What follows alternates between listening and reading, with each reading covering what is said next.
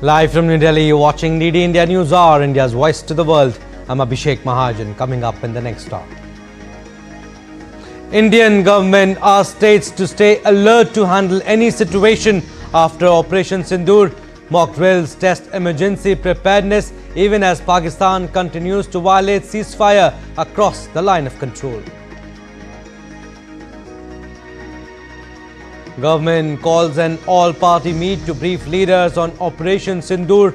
Opposition parties hail India's strike on terror camps in Pakistan and Pak-occupied J&K. Uncertainty prevails as Putin's order of 3-day ceasefire enters force. Kyiv has dismissed it as theatrics and asked for 30-day truce.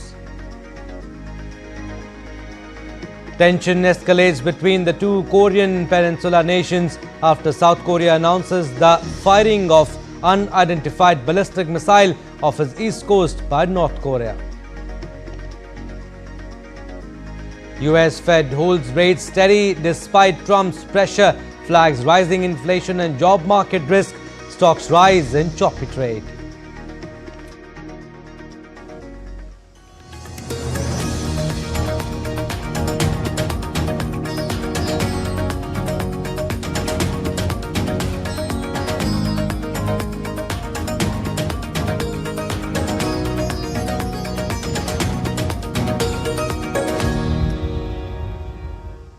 Government has asked states across India to stay alert to handle any situation after Operation Sindoor. Prime Minister Modi convened a high-level meeting with the Union Cabinet. Political leaders across party lines lauded Indian Army. Defence Minister said that India exercised its right to respond. Nation celebrated justice done by armed forces under the leadership of Prime Minister Modi.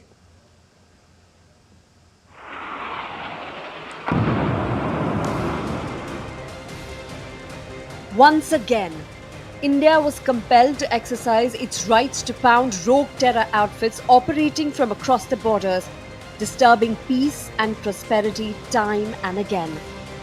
In a powerful message to those who threaten peace, the Indian Armed Forces launched precision strikes at 9 locations, targeting terror infrastructure across the border. This comes in the wake of the barbaric Pahalgam terror attack where 25 Indians and 1 Nepali citizen were martyred. Just hours after Operation Sindoor was initiated, Prime Minister Narendra Modi convened a high-level meeting with the Union Cabinet. The entire cabinet stood united in support of the armed forces and hailed the strike. Prime Minister Modi also briefed President Draupadi Murmu at Rashtrapati Bhavan on the overnight developments. Defence Minister Rajnath Singh called the operation a demonstration of India's sovereign right and praised the armed forces for their precision, alertness and sensitivity. Bharat की सेना ने सटीकता, सतर्कता और संवेदनशीलता के साथ कार्रवाई की है। हमने जो लक्ष्य तय किए थे, उन्हें ठीक समय तय योजना के अनुसार सटीकता से उन्होंने ध्वस्त किया है और किसी भी नागरिक ठिकाने, सिविलियन पॉपुलेशन को जरा भी प्रभावित न होने देने की संवेदनशीलता भी हमारी सेना ने दिखाई है। As the operation unfolded, Union Home Minister Amit Shah chaired a crucial meeting with Chief Ministers, DGPs and Chief Secretaries of border states. Leaders across the political spectrum voiced strong support. External Affairs Minister Dr. S. Jaishankar urged the global community to adopt zero tolerance for terrorism. हमारे दुश्मन देशों को संदेश ले लेना चाहिए कि हम लोगों को उनके चप्पे-चप्पे की खबर है, एक-एक ठिकाने की खबर है और आगे ऐसे और एक्शन लेना होगा तो हम लोग उतनी ही मजबूती से। The opposition also put politics aside. The Congress party and its leader Rahul Gandhi extended full support to the government and armed forces. MP Asauddin Owaisi also welcomed the decisive action under Operation Sindoor. From grief to justice, families of the Pahalgam victims expressed relief and pride after the strikes. Many call the operation absolutely necessary to deliver a strong message against terrorism.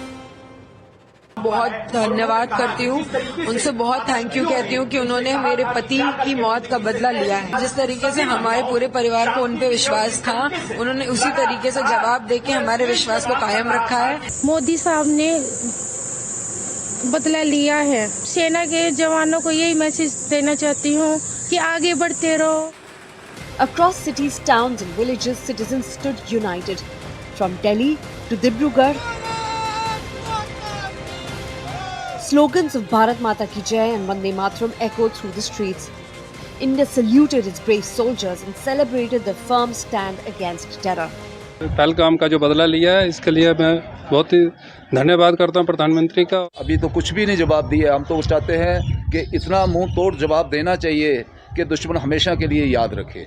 15 दिन के अंदर अंदर पाकिस्तान को मुंह तोड़ का जवाब दिया गया है भारतीय सेना ने, और पाकिस्तान को अभी अकल आनी चाहिए। But even as the dust settled, Pakistan resorted to provocation, violating the ceasefire with artillery fire in Jammu and Kashmir's Bhimber Gully. The Indian Army responded with equal resolve, underscoring that every threat will be met with strength. Operation Sindoor is not just a military operation, it's a message that India will not stay silent in the face of terror. A message of unity, resilience and unwavering resolve. Tripti Tripathi for DD India. Meanwhile, latest video footage of damaged buildings have reiterated India's stand of precision and lethal strike in many terror camps in Pakistan and Pak-occupied Jammu and Kashmir. Destruction was clearly visible at the headquarters of Lashkar-e-Toiba in Muridke town of Pakistan's Punjab province. Markaz Taiba in the Nangal Sardan town in Muridke was destroyed in the strikes. Latest satellite images also show the destruction in Muridke city in Pakistan's Punjab province. While another footage of the Bilal Mosque in Muzaffarabad showed the roof and walls of the concrete building crumbled under the impact of strikes and household items scattered on the floor.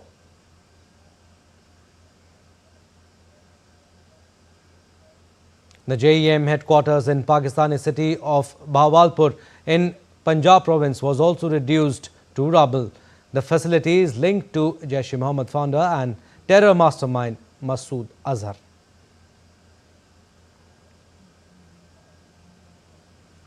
All right, DD India's Akshay Dongre joins me live from New Delhi. Akshay, what is the latest that you're tracking? Pakistan has been responding in some way or the other. How's the situation at the border? Well, the situation remains tense, Abhishek, because Islamabad is absolutely rattled with what has happened yesterday. Be it the Operation Sindoor or the retaliation that Pakistan has received after they opened, firing of artillery, small arms, as well as shelling in the areas of that are bordering the LoC or the international border as well.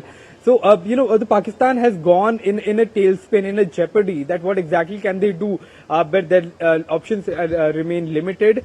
India had the advantage of first strike as far as military escalation is concerned after the terrorist attack in Pahalgam that was orchestrated by the Pakistani army.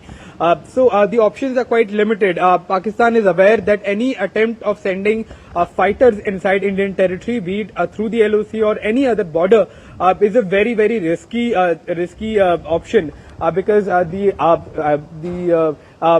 air defense systems, the SAMs that are surface to air missiles are already activated. They are on high alert, and any kind of intrusion will be detected in no time. So that option is eliminated. Any kind of military action is out of option.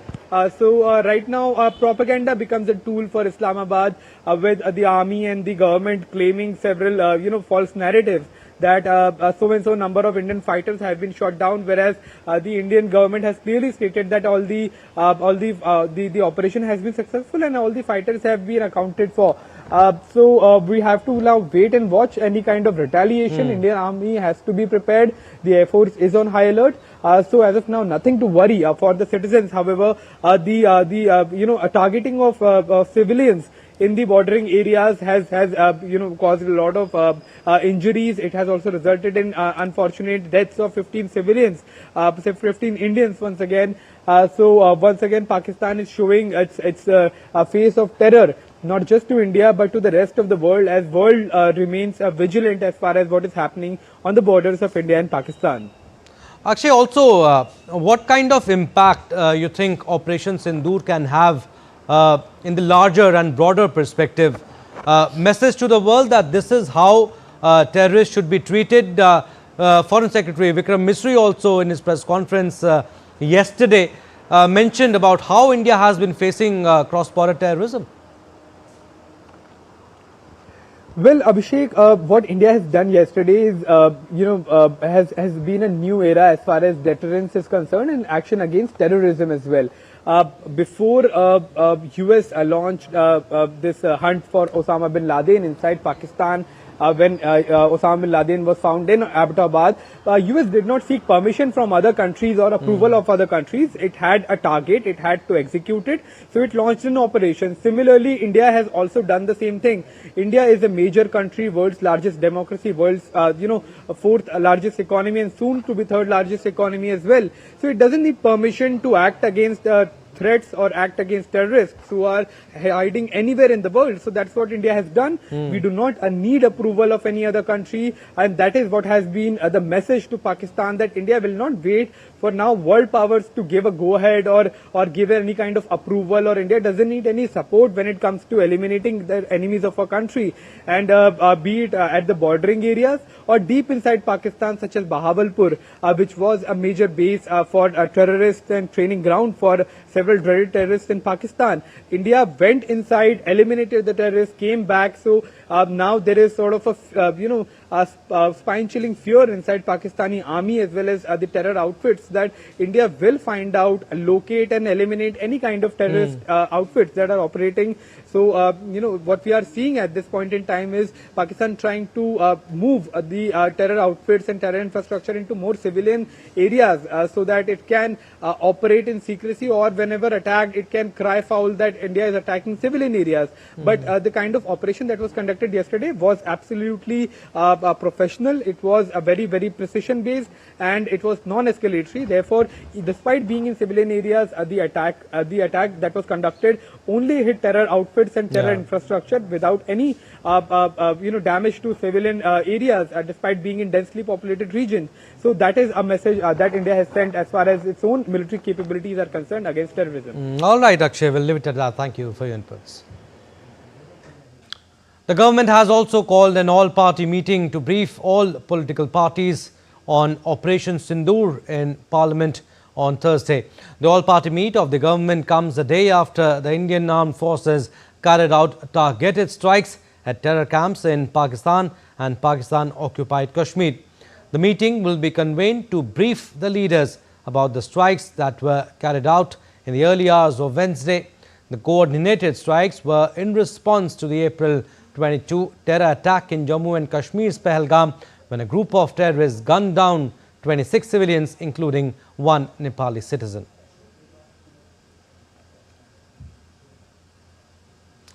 Dibyendu Mandal will be covering the all-party meeting. He is joining us live from the newsroom. Dibyendu, all-party meeting today to brief all political parties on Operation Sindoor in Parliament. What can be expected? Well, Abhishek, the all-party meeting has been called by the Government of India in the Parliament complex this morning. The all-party meeting is about to begin in about 45 minutes from now. It's scheduled to begin at 11 a.m. this morning. This is a regular practice, perhaps, in a democratic process and in the parliamentary democracy, where the government, after conducting an operation like Operation Sindoor, needs to brief all the opposition parties in parliament as well as the allies of the government. And so therefore this meeting has been called by the government, which will be chaired by Defence Minister Rajnath Singh, co-chaired by Home Minister Amit Shah.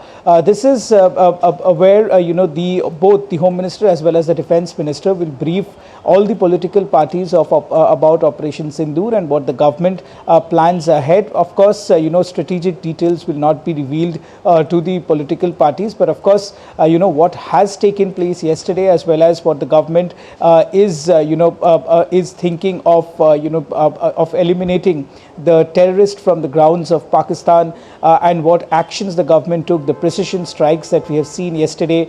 So therefore, all these details will be given to all the political parties, and apart from that, we are expecting the Home Minister Amit Shah also to brief all the political parties about the preparedness within the country in case of an hostile attack. We have seen yesterday how mock drills in 244 districts across India was carried out.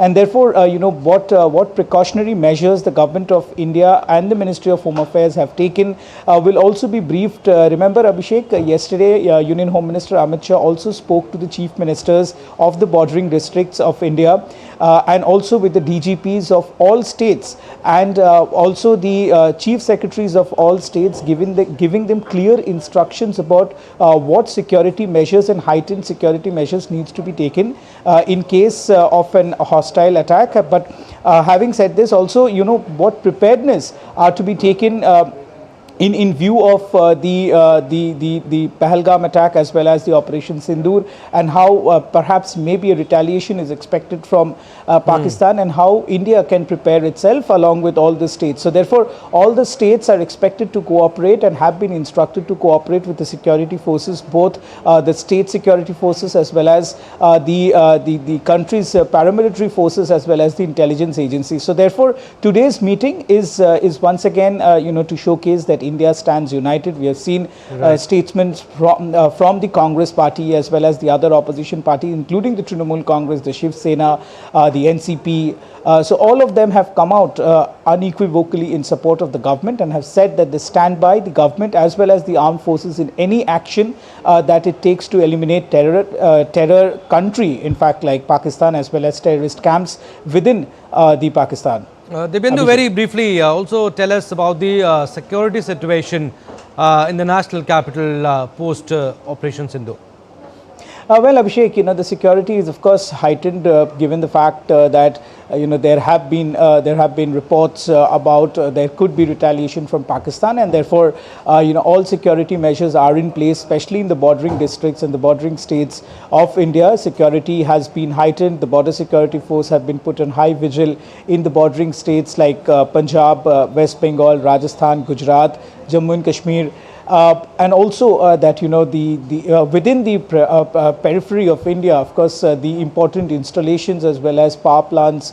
We have these airports, we have metro stations, we have the thermal power plants, the nuclear power plants. All of them are put on heightened security, and heightened security apparatus and measures have been put in place by the respective state polices and also by the paramilitary forces that are responsible for guarding the important installations as well as the cities. All right, Dibyendu, we'll leave it at that. Thank you for your inputs. Pakistan continued to violate ceasefire across the line of control. During the night of 7th and 8th May, Pakistan Army posts resorted to unprovoked fire using small arms and artillery guns across the LoC in areas opposite Kupwara, Baramulla, Uri and Akhnur areas in J&K. Indian Army responded proportionately. Meanwhile, moments after India's Operation Sindoor, Pakistan started firing, including artillery shelling from posts across the line of control in Poonch district. 12 civilians, including a woman and 3 children, were killed and as many as 41 injured in the firing. Border district Poonch remained the most affected of shelling by Pakistan, where several houses and vehicles have also been damaged. Hundreds of residents along the line of control and the international border are being evacuated to safer zones as authorities chalked out countermeasures to safeguard civilians from Pakistani shelling. The official said the district administration has mobilized all its resources to make necessary arrangements for the convenience of people, especially females, so that they do not face any problem at the temporary shelter homes. And an army Jawan was martyred after sustaining injuries in artillery shelling by Pakistan in the Poonch sector of Jammu and Kashmir on Wednesday. The White Knight Corps on Wednesday confirmed the supreme sacrifice of Lance Naik Dinesh Kumar of 5 Field Regiment in a social media post. They also expressed solidarity with the civilians affected by the cross-border attacks.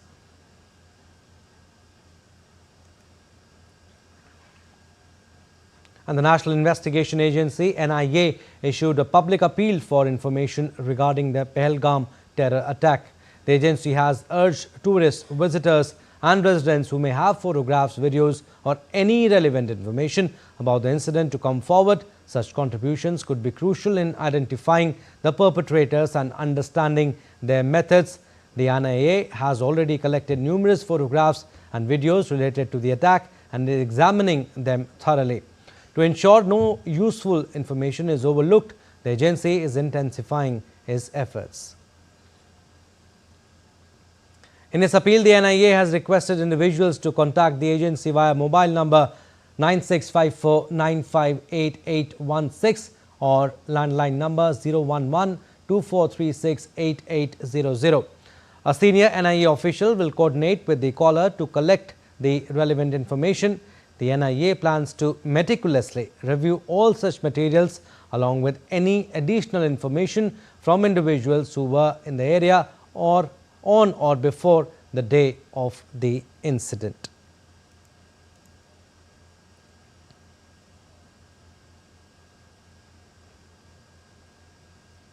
All right, we'll go across to our correspondent. Shabir Dar is joining us from Srinagar and Ankush is also joining us from Jammu. Shabir, I'll come to you first. Tell us about the latest situation at the LoC first.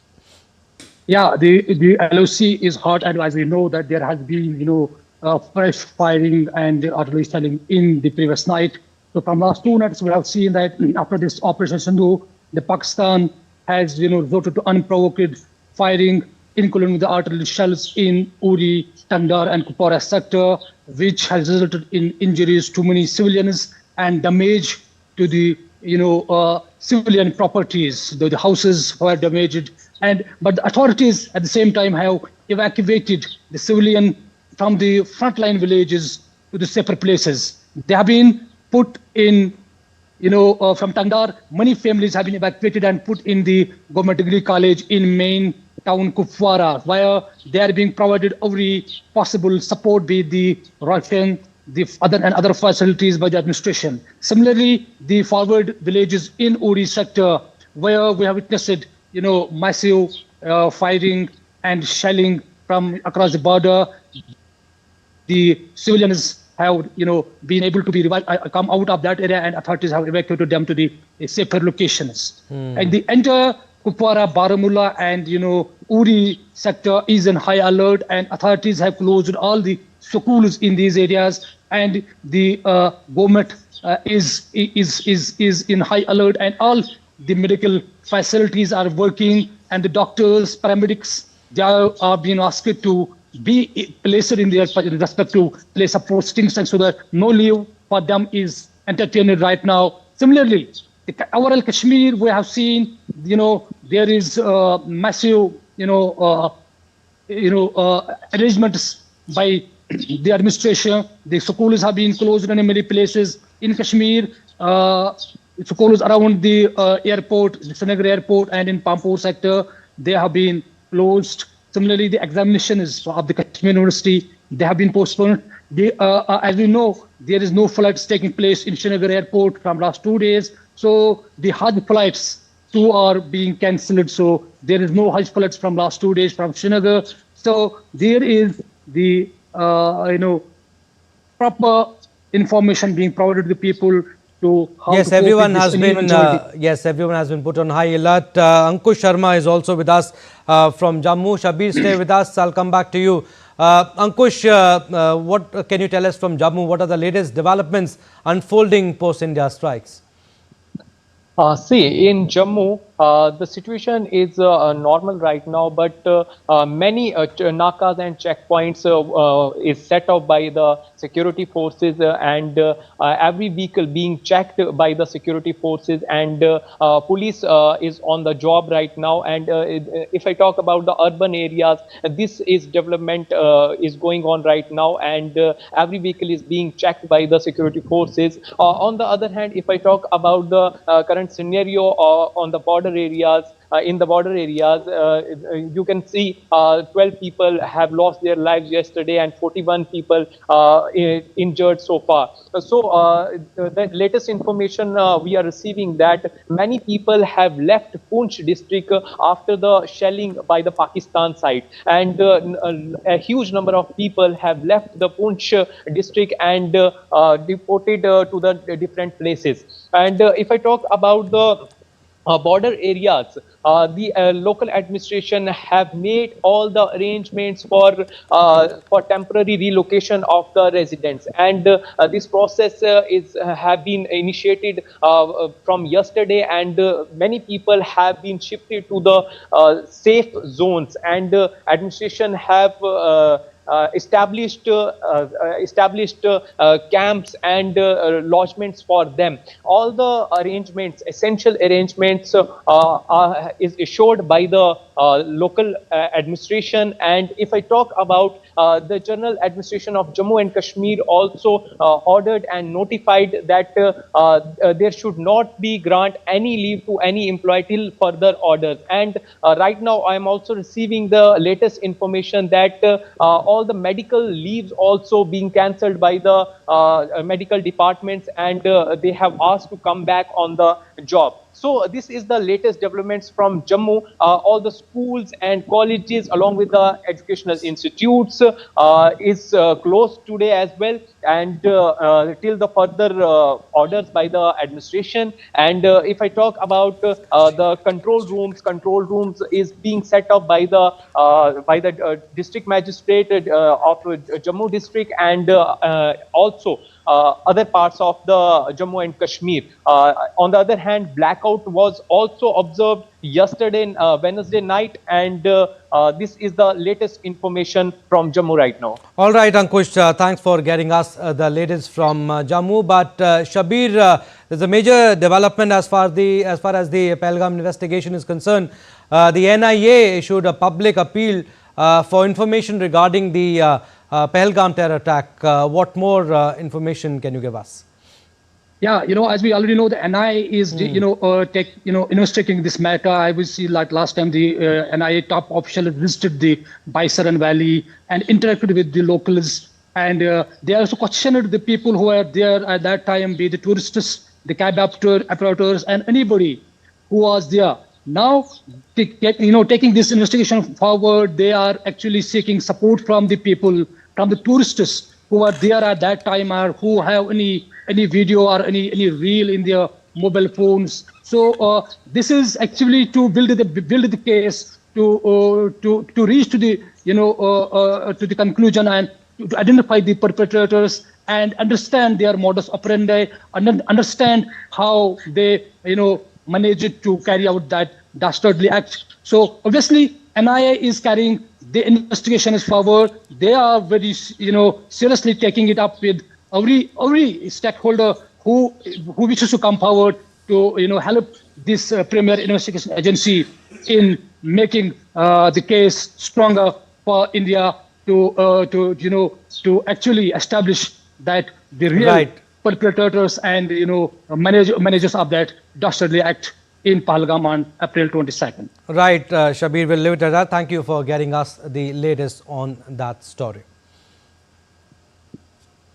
Moving on, as part of a nationwide civil defence drill, the Amritsar District Administration resumed blackout measures to ensure public safety and preparedness on Wednesday. Amritsar's District Public Relations Officer asked civilians to take utmost caution. The blackout in Amritsar was part of a nationwide civil defence drill ordered by the Ministry of Home Affairs to check emergency preparedness in case of future threats. The exercise involved scheduled blackouts at key locations across the country. In the national capital Delhi, Rashtrapati Bhavan and Vijay Chowk also went dark for the drill. Raj Bhavan in Patna participated too.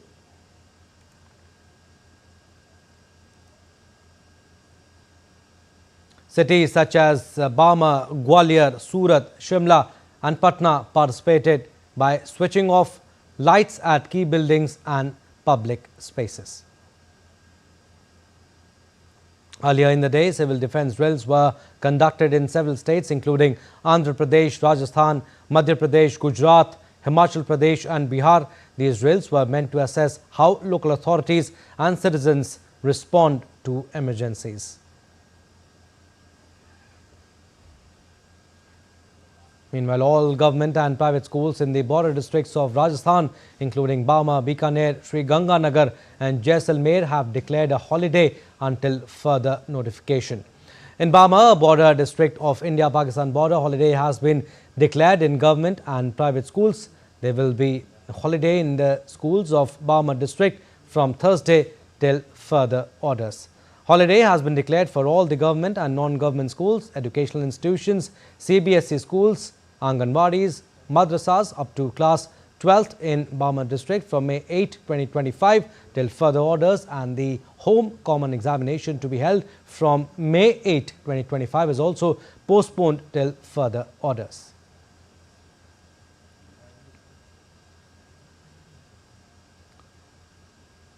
All right, DD India's Lakshay Arya joins us live from Jaisalmer, Rajasthan. Lakshay, what is the latest you can tell us, and how is the security situation there post strikes?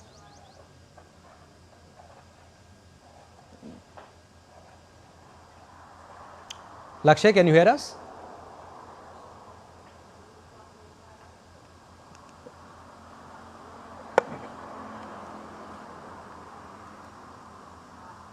All right, we'll try to connect with our correspondent once again. But yes, all government and private schools in the border districts of Rajasthan, including Barmer, Bikaner, Sri Ganganagar and Jaisalmer, have declared a holiday until further notification. In Barmer, a border district of India-Pakistan border, holiday has been declared in government and private schools.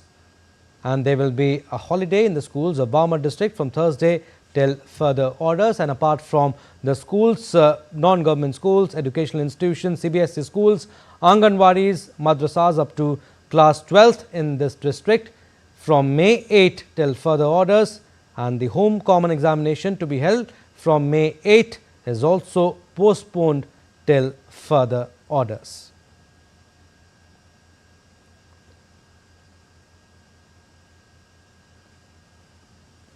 So, all schools, educational institutions have been closed in border districts of Rajasthan, especially in Barmer district, a border district of India-Pakistan border. Holiday has been declared in government and private schools.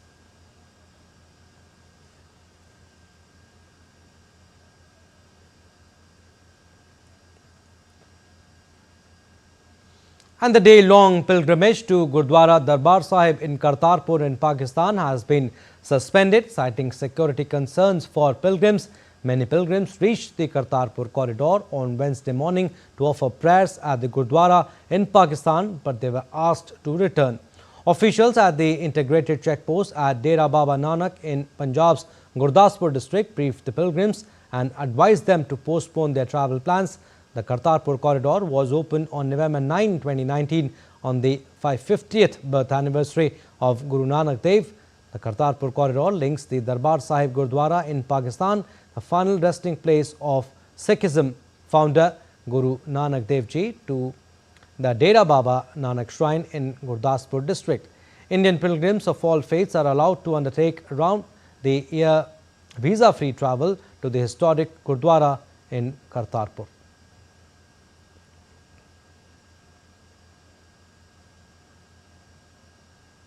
Now, France has expressed its full solidarity with India, condemning the terrorist attack in Pahalgam on 22nd April. France's Ministry for Europe and Foreign Affairs on Wednesday said it supports India in its fight against terrorist groups. The statement said that France is closely monitoring the situation and deeply concerned about the latest developments between India and Pakistan. It calls for de-escalation and the protection of civilians.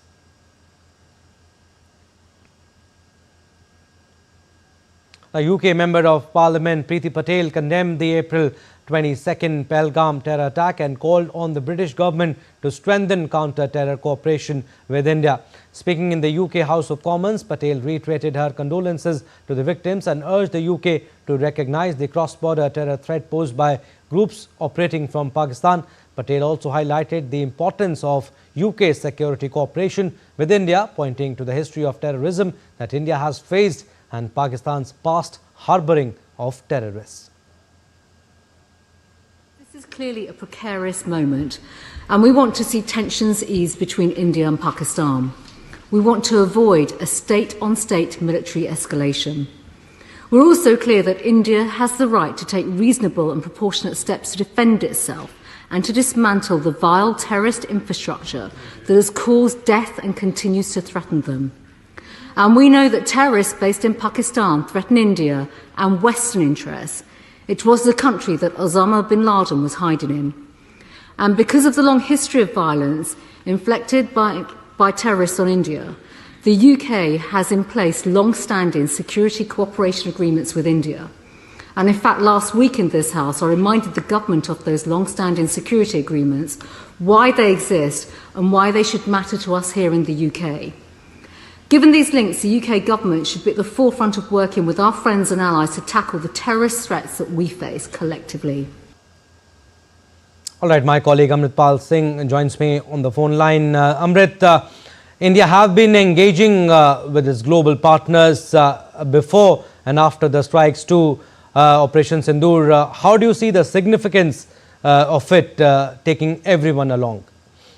Well, after India did the strikes under Operation Sindoor, India reached out to the world and explained what it did, exactly why it did what it did, and which was essentially conveying that India struck just terror targets, terror factories inside Pakistan, and Pakistan occupied Jammu and Kashmir, did not touch any military installations, did not cause any damage to any civilians or economic infrastructure of Pakistan.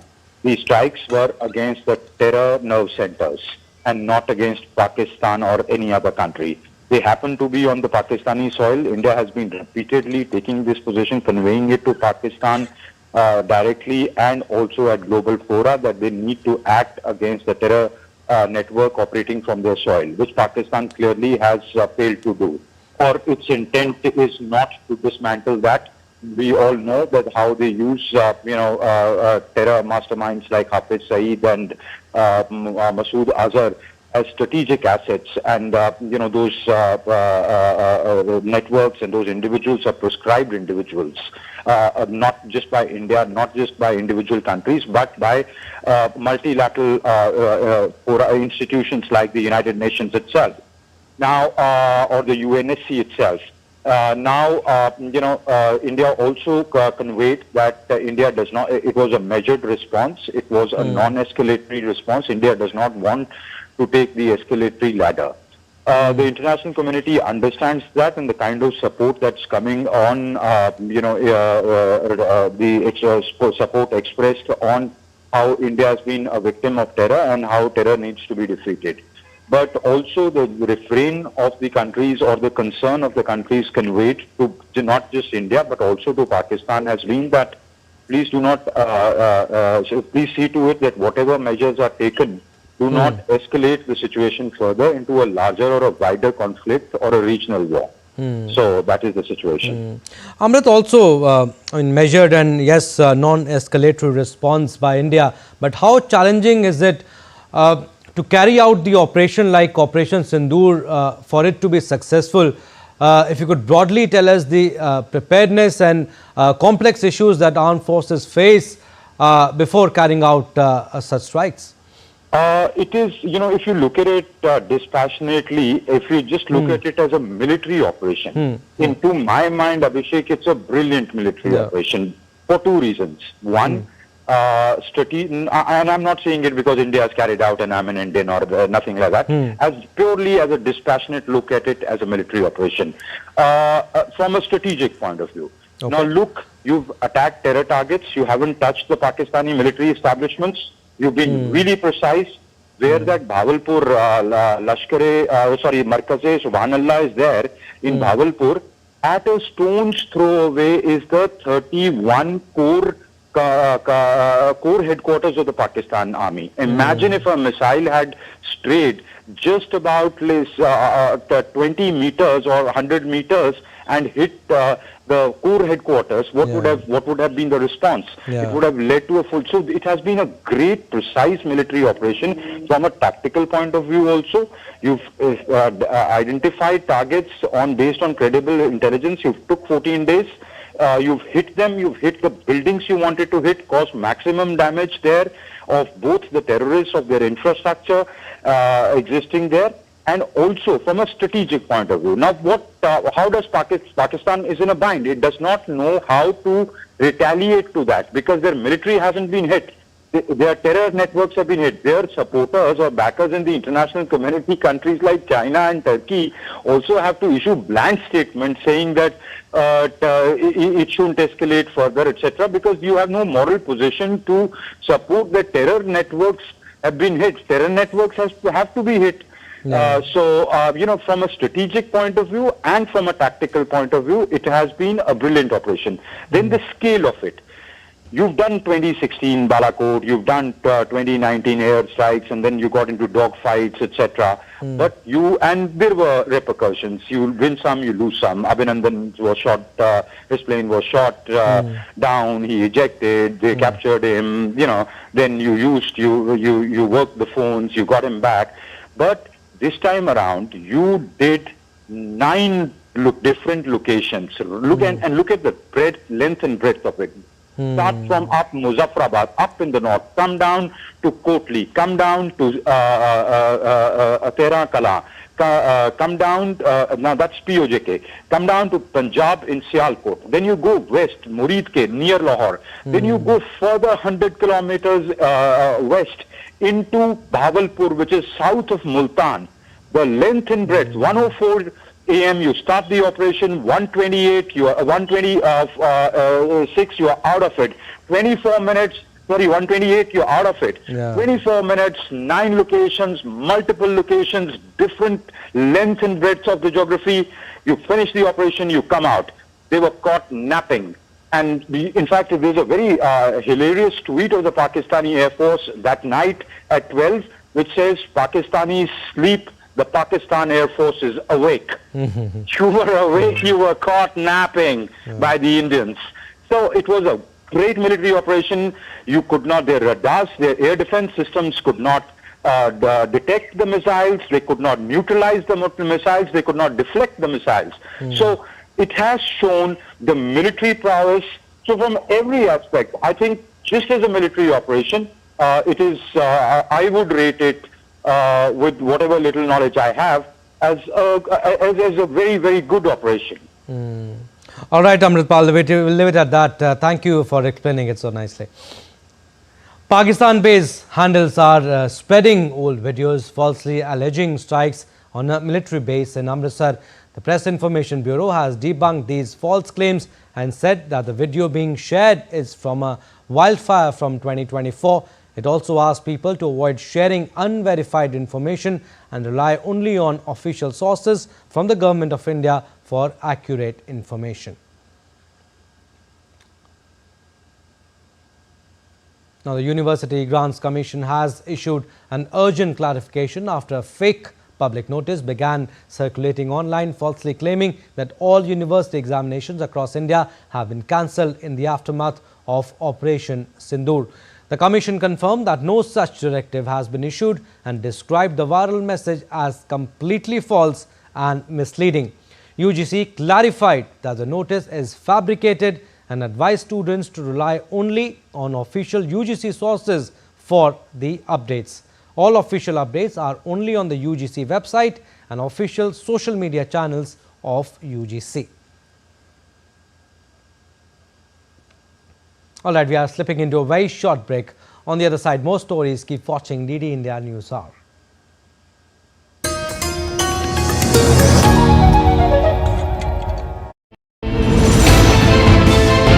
Geopolitics and trade deals. Economic challenges amid development. Hard work and the path to prosperity. It's the economy always. Between walkers, money is what money does and says. Supply creates its own demand. Between the bulls pulls and bears tears. When supply chains globalization and India rises to the podium. We'll get you centered with the Economic Brief at 8 p.m. every Thursday on DD India. Welcome back. You're watching DD India News Hour. I'm Abhishek Mahajan. Some more stories. Russian President Vladimir Putin has proposed a 3-day ceasefire starting Thursday to coincide with Moscow's Victory Day parade on Friday. Ukraine never agreed to the proposal and dismissed it as theatrics and called instead for a 30-day ceasefire. For the past 3 days, Moscow and Kiev staged aerial attacks, prompting airport closures in Russia. The attacks triggered hours of chaos late Tuesday and Wednesday, with temporary airport closures in Moscow and its surrounding regions. The Kremlin has said Russian forces will honor Putin's order for the duration of the holiday, but will respond immediately if Ukraine launches any fire. Meanwhile, Ukrainian President Volodymyr Zelensky renewed his call for a 30-day ceasefire in his evening address on Wednesday. It is absolutely fair that the Russian sky, the sky of the aggressor, is also uneasy today in a mirror-like way. Ukraine's proposal to cease strikes and establish at least a 30-day ceasefire remains in force. We are not withdrawing this proposal, which could give diplomacy a chance. But from Russia, the world sees no response. No response except for new strikes. This clearly and obviously demonstrates to everyone who the source of the conflict is. U.S. Vice President J.D. Vance said that Trump administration wanted Russia and Ukraine to agree on some guidelines for talking to each other directly, which would be necessary to end the conflict. Obviously, the United States is happy to participate in those conversations, but it's very important for the Russians and the Ukrainians to start talking to one another. We think that is the next big step that we would like to take. And why does that matter? The reason it matters is because, again, I mentioned the Russians, but also the Ukrainians have also been sort of, they've put a piece of paper in our hands that says this is what we would need in order to bring this conflict to a successful resolution from our perspective. Chinese President Xi Jinping arrived in Moscow to begin a 4-day state visit to Russia and attend the celebrations of 80th anniversary of World War II victory at the invitation of Russian President Putin. The Russian side held a welcome ceremony at the airport, which saw a military band play the national anthems of both China and Russia before Xi reviewed the Guard of Honor and watched a march past.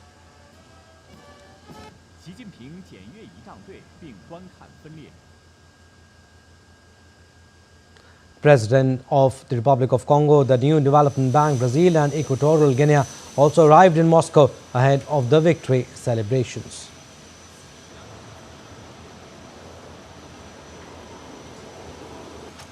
Festive banners and billboards trailed onlookers in Moscow as Russian capital prepares to celebration. The commemoration will feature a parade attended by more than 24 foreign leaders. Kremlin spokesman Dmitry Peskov said authorities had jammed internet connections ahead of the parade, citing the threat from Kiev. North Korea fired at least one unidentified ballistic missile about a week after Pyongyang tested a new destroyer. Pyongyang fired unidentified ballistic missile into the East Sea, which is also known as the Sea of Japan. The launch came about a week after North Korean leader Kim Jong-un ordered Navy vessels to be speedily armed with nuclear weapons as the country conducted its first test firing of a new warship weapon system. Last month, Pyongyang unveiled a 5,000-ton destroyer-class vessel named Shohyeon that some analysts said could be equipped with short-range tactical nuclear missiles. Now, the Philippines and China accused each other on Thursday of a maritime confrontation around a contested shoal in South China Sea. A Philippine Navy patrol near the disputed Scarborough shoal encountered aggressive and unsafe movements by 2 Chinese Navy vessels earlier this week, the Philippine military said. It further added that such threatening and provocative conduct can lead to misunderstanding, escalating tensions. Meanwhile, Chinese military accused the Philippine frigate of attempting to invade the waters around the feature. The Scarborough Shoal, a triangular chain of reefs and rocks in the contested South China Sea, has been a flashpoint between the countries. US President Donald Trump said on Wednesday that he would announce a major trade deal on Thursday with a big and highly respected country. In a post on his Truth social platform, Trump said he would announce the deal at 10 a.m., which is 1400 GMT, news conference in the Oval Office at the White House. The president said it would be a major trade deal with representatives of a big and highly respected country. Trump did not identify the country involved. He touted the deal as the first of many. Trump has imposed sweeping tariffs on U.S. trading partners, and he has been claiming for weeks that countries were lining up to strike trade agreements with the United States.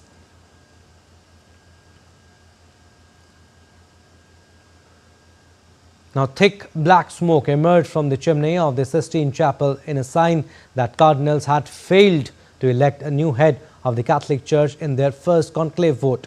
Tens of thousands of people gathered in St. Peter's Square to await the smoke, which came around 3 hours and 15 minutes after the 133 cardinals were closed in. The prelates will now withdraw to the Santa Marta guest house, where they are staying for the election before starting to vote again on Thursday. Cardinals were called back to Rome following the death of Pope Francis on April 21st after 12 years as head of the world's 1.4 billion Catholics. All right, business updates now. The U.S. Federal Reserve has once again held interest rates steady, marking the third consecutive time since January. The central bank, however, warned of rising risk of inflation and unemployment, signaling continued uncertainty for the economy. We have a report. The Fed kept the target range for the federal funds rate unchanged at 4.25 to 4.5%, aligning with market expectations. There was no surprise, but all eyes are on the next step. Fed Chair Jerome Powell declared the U.S. economy solid, yet warned of rising uncertainty. The central bank vowed to stay flexible, watching the data. Inflation has come down a great deal, but has been running somewhat above our 2% longer-run objective. In support of our goals, today the Federal Open Market Committee decided to leave our policy interest rate unchanged. The risks of higher unemployment and higher inflation appear to have risen, and we believe that the current stance of monetary policy leaves us well positioned to respond in a timely way to potential economic developments. Jerome Powell emphasized a cautious stance as the Fed balances inflationary pressures with potential labor market softness. He identified trade tensions, particularly from Trump's tariffs, as a significant factor obscuring the economic outlook. The tariff increases announced so far have been significantly larger than anticipated. All of these policies are still evolving, however, and their effects on the economy remain highly uncertain. As economic conditions evolve, we'll continue to determine the appropriate stance of monetary policy based on the incoming data, the outlook, and the balance of risks. Powell also said that recent public criticism leveled at him by President Trump didn't affect his job of tackling inflation and unemployment at all. Wall Street stocks closed higher following the Fed's decision. After the tariff rollout, experts don't foresee any rate cuts for this year, predicting that tariffs will push up prices and slow growth. Bureau Report, DD India. All right, sports updates now. We'll start with IPL. Punjab Kings will take on Delhi Capitals at the Himachal Pradesh Cricket Association Stadium in Dharamsala on Thursday. The match will be important for both the sides, with the race for the playoffs heating up. PBKS have one win more than DC, and a victory will nearly seal the qualification for them. On the other hand, the Delhi Capitals will be looking forward to get back to winning ways. They started the tournament with 4 wins in 4 games, but they lost momentum afterwards, losing 4 in their next 7 matches. And in archery, the Indian men's and women's compound archery teams moved into the finals of the World Cup Stage 2 with commanding performances in Shanghai on Wednesday. The number 1 ranked men's team of Ojas Devtale, Abhishek Verma and Rishabh Yadav defeated Great Britain 239-232 in the quarterfinal before overcoming a strong challenge from Denmark 232-231. In the women's compound section, top-ranked India comprising Jyoti Surekha Venom, Madhura Dhamangaonkar and Chikita Taniparthi defeated Kazakhstan in the quarterfinals before defeating Great Britain in the last 4 to also seal a title clash with Mexico. Both the gold medal matches against Mexico will take place on Sunday.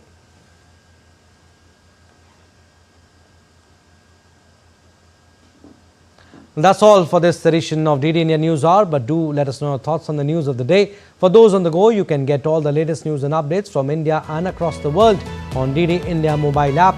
The app is available on both Android and iOS. Scan the QR code on the screen to download now.